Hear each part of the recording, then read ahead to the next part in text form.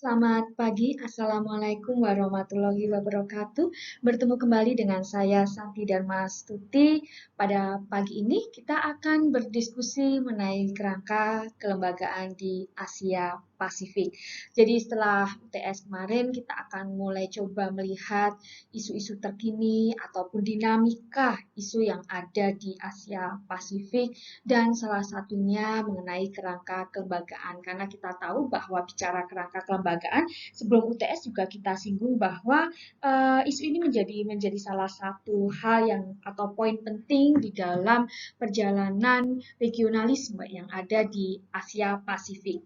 Kita akan coba lihat bagaimana dinamika itu terjadi, kemudian bagaimana negara-negara yang ada di Asia Pasifik menyikapi hal ini.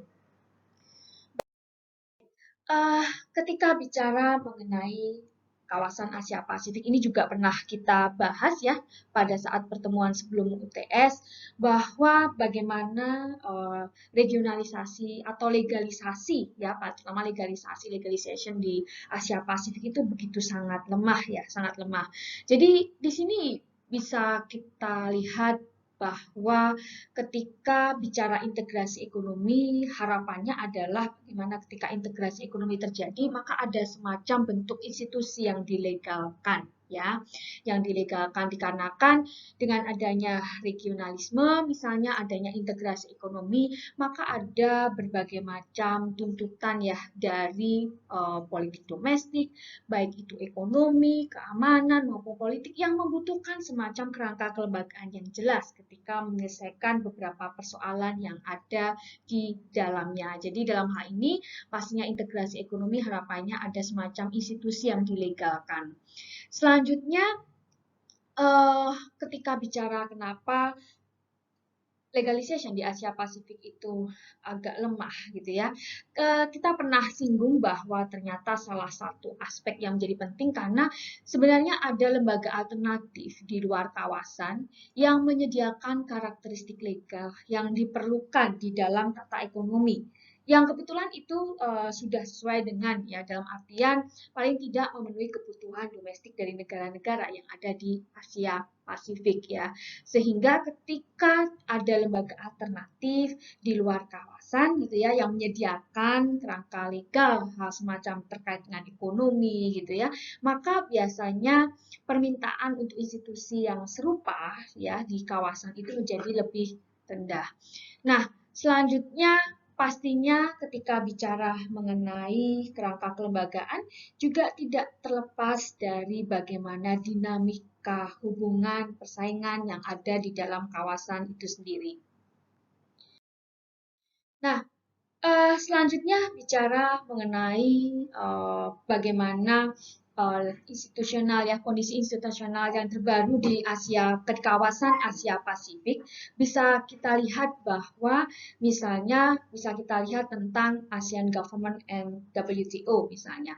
Jadi bagaimana kita lihat bahwa kerangka kelembagaan di tingkat eksternal misalnya di luar Asia Pasifik ya ada semacam lembaga WTO yang dinamakan WTO di mana proses penyelesaian sengketa di WTO ini ya misalnya kita tahu bagaimana proses penyelesaian sengketa dagang di WTO sangat jelas tahapannya, sangat legal, bagaimana kemudian ada dispute settlement body yang ikut masuk di situ, jadi bagaimana ada semacam kepentingan perdagangan dunia yang terfasilitasi di dalam prosedur penyelesaian sengketa yang ada di WTO. Nah, selanjutnya juga kita tahu bahwa ketika bicara mengenai di Asia Pasifik, kita tahu bahwa di kawasan Asia Pasifik sendiri masih terdapat beberapa sengketa teritorial ya, yang sudah berlangsung lama. Jadi dalam hal ini bagaimana perselisihan-perselisihan yang sudah ada beberapa diselesaikan melalui cara-cara yudisial ataupun kuasi yudisial. Jadi dalam hal ini menjadikan pertimbangan-pertimbangan bagaimana legalisasi ke depan itu seperti apa di Asia Pasifik. Selanjutnya di sini juga ketika bicara Asia Pasifik pasti tidak terlepas dengan ASEAN ya legalisasi dan ASEAN.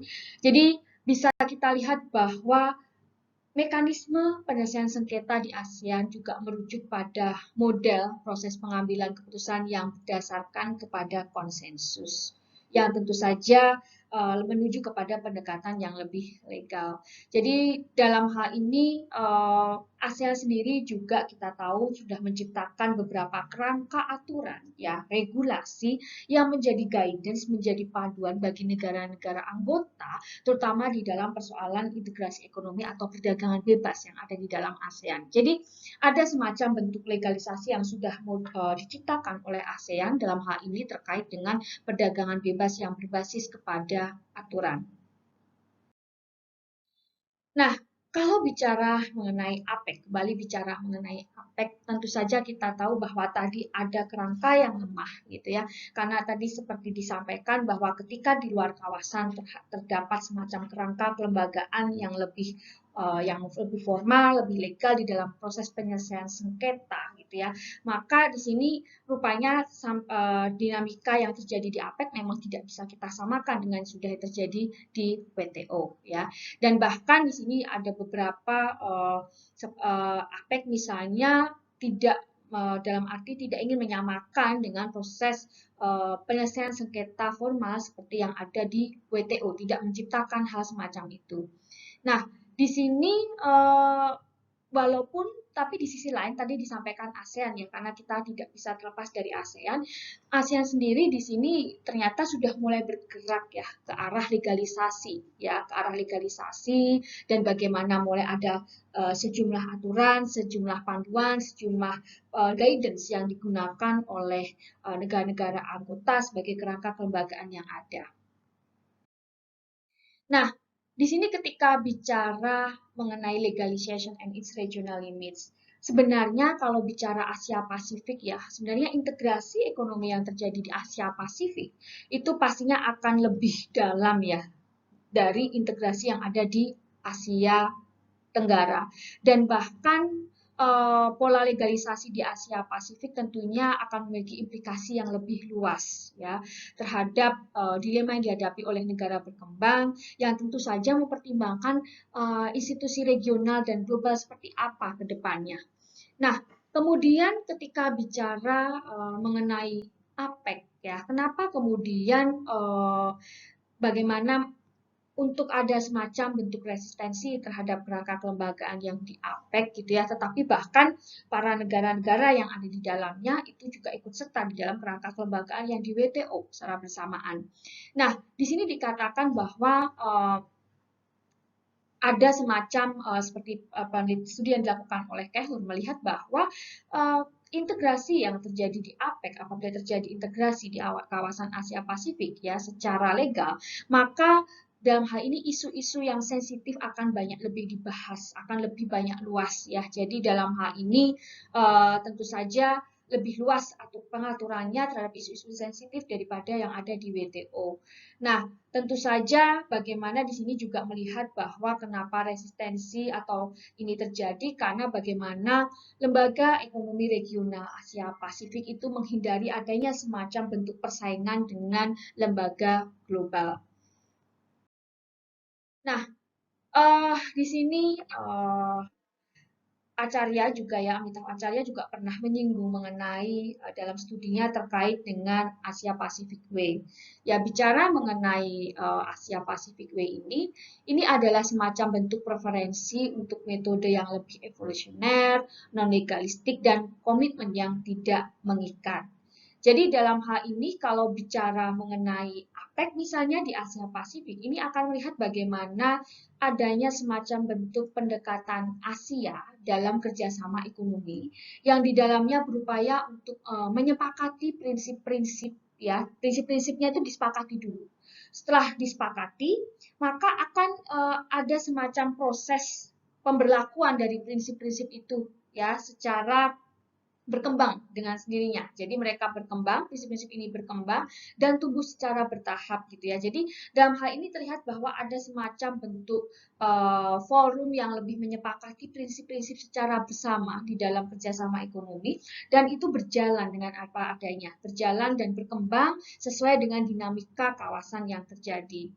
Nah, ini bisa kita lihat bahwa sepertinya prosedur informal, non-legalistik itu biasanya lebih disukai oleh para pendukung dari Asia Pacific Way. Karena dalam hal ini tentu saja dengan adanya prosedur yang informal, non-legalistik ini dinilai tidak mengancam ya untuk mengeksplorasi cara-cara pemecahan masalah. Nah, jadi dalam hal ini bisa kita lihat bahwa aspek dari Asia Pacific Way ini adalah konsensus ya. Jadi tentu saja adanya informal maka akan mendorong adanya konsensus. Selanjutnya, dari beberapa hal yang telah diutarakan, maka dari studi yang dilakukan oleh Amitabh Bhattacharya bahwa ternyata multilateralisme itu dimungkinkan jika ada semacam bentuk keyakinan kolektif. Keyakinan kolektif terkait apa? Yaitu bahwa multilateralisme yang diciptakan akan memberikan keuntungan bersama bagi semua anggota.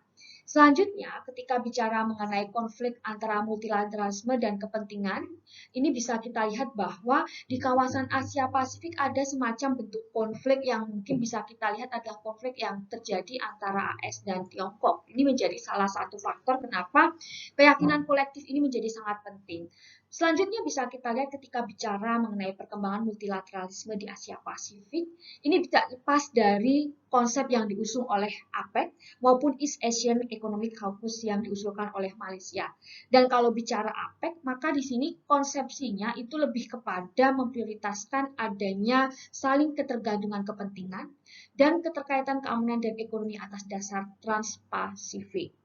Nah, dalam hal ini, misalnya ketika bicara pembangunan institusi di kawasan Asia Pasifik, itu adalah sebuah upaya untuk pembangunan identitas, ya, yang dikondisikan oleh konsep sejarah, budaya, dan politik, dan interaksi sebagai logika neoliberal. Dan tentu saja, karena dalam hal ini pembangunan institusi di kawasan Asia Pasifik tidak terlepas dari adanya semacam konsep market-led integration and open regionalism.